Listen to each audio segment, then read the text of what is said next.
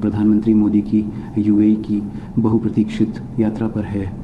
आप इस यात्रा को कैसे देखते हैं? इस पर आपके क्या विचार हैं? कृपया इस पर प्रकाश डालें। शुक्रिया साहिल, यहाँ बुलाने के लिए। ANI से जुड़कर मैं बेहद उत्साहित हूँ।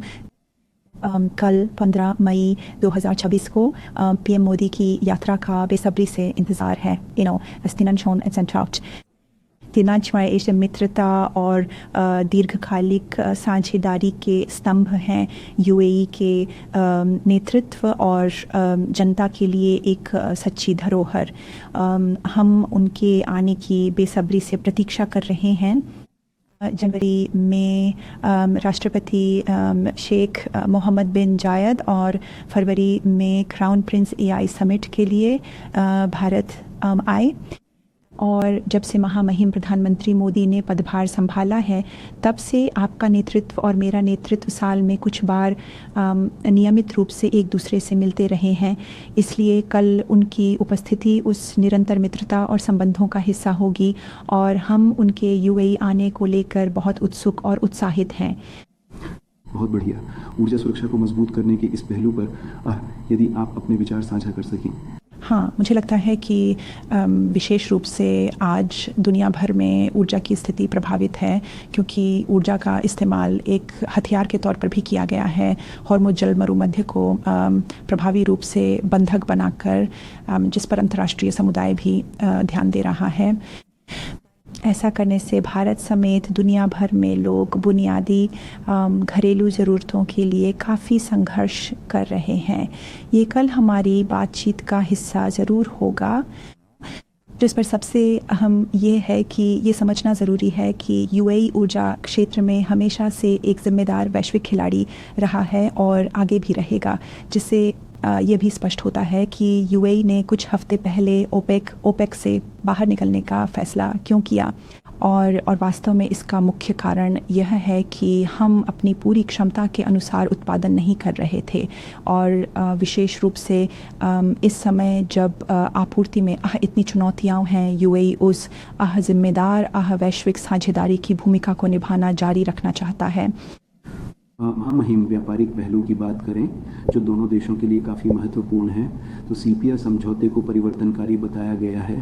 और किन क्षेत्रों को सबसे अधिक लाभ हुआ है और आगे क्या संभावनाएं हैं? क्या मैं आपसे पूछ सकता हूं? हाँ, यह वाकई बहुत दिलचस्प है कि जब भी हम किसी शिखर को छूते हैं तो पता चलता है कि एक और शिखर चढ़ना बाकी है।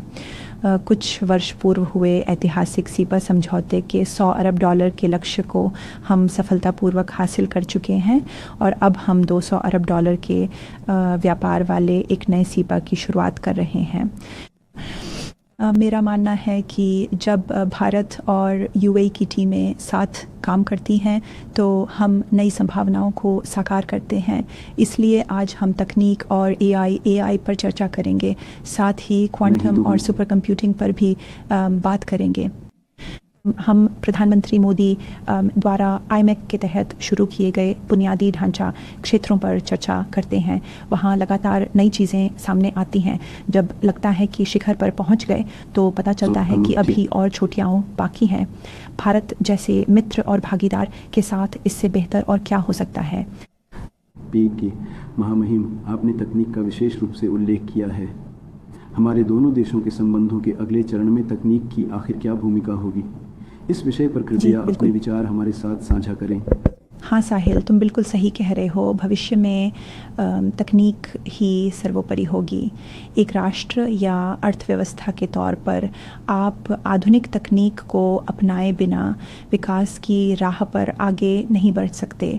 ये सिर्फ कार्यक्षमता बढ़ाने के लिए ही नहीं, बल्कि एक बड़ी छलांग लगाने के लिए भी अत्यंत आवश्यक है। इस तरह एक प्लेटफॉर्म के रूप में AI हमारे काम का एक मजबूत स्तंभ बन गया है, और भारत के लिए भी यह बेहद अहम है। तो हम ऐसी संयुक्त परियोजनाओं पर विचार कर रहे हैं जिनमें हम सुपर कंप्यूटिंग और क्वांटम जैसे क्षेत्रों में गहराई से काम कर सकें, क्योंकि हमारा मानना है कि भारत के पास न केवल क्षमता और तकनीकी कौशल है, बल्कि इसके पीछे एक महत्वाकांक्षा और दृष्टिकोण भी है, जैसा कि हमारे पास भी है। हम सब साथ मिलकर एक ऐसी जगह का निर्माण कर पाएंगे जो हमारे और आपके लोगों के साथ साथ हमारे क्षेत्रों के लिए भी कि कहीं अधिक बेहतर होगी। जी, देखते हैं। अब हम आखिरी सवाल पर आते हैं। आपने कई बार भारत की यात्रा की है और भी, अब अगर आप भारत के साथ अपने योद्धाओं के बारे में बता सकें।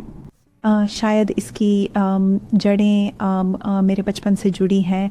सच तो यह है कि किसी भी अमीराती से पूछें तो पाएंगे कि उनका भारत से कोई न कोई संबंध रहा ही है।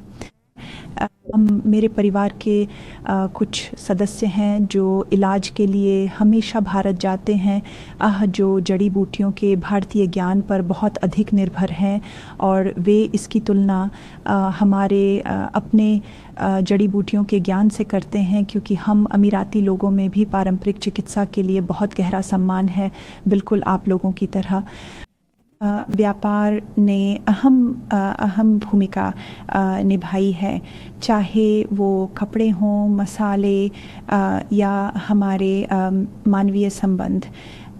यह तय है कि एक मजबूत भारत और यूएई के बिना भविष्य संभव नहीं।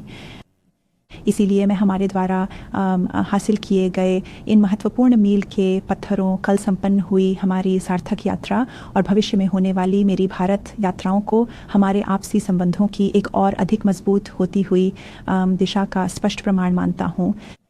मुझे विश्वास है कि हम मिलकर नए अवसरों के द्वार खोलेंगे, खासकर इसलिए क्योंकि 45 लाख भारतीय हमारे साथ रहते हैं।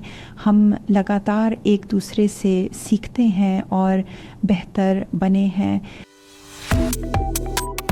Subscribe to One India and never miss an update.